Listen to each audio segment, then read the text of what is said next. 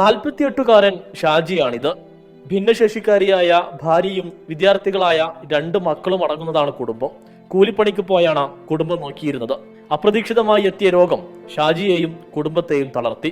ഇരുവൃക്കകളും തകരാറിലാണ്. ഇപ്പോൾ ജോലിക്ക് പോകാനാകുന്നില്ല.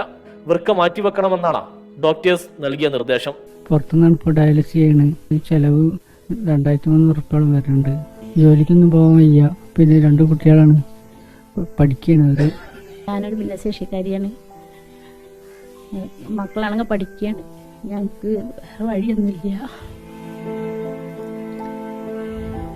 ഡയാലിസിസ് ചെയ്യാൻ മാസം 30,000 രൂപ വേണം. വൃക്ക മാറ്റിവെക്കാൻ 45 ലക്ഷം രൂപ ചിലവ് വരും. നാം എല്ലാവരും കൂടി ഒന്ന് കൈകോർത്ത് മുന്നോട്ട് പോയാൽ നമുക്ക് നമ്മുടെ സഹോദരനെ രക്ഷിക്കാനാവും.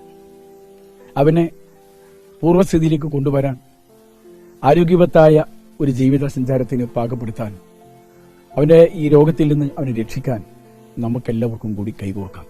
നാട്ടുകാർ ചികിത്സാ സഹായ സമിതി രൂപീകരിച്ച് ധനശേഖരണം ആരംഭിച്ചിട്ടുണ്ട്. കനിവുള്ളവർ കനിയുമെന്നാണ് ഈ കുടുംബത്തിന്റെ പ്രതീക്ഷ.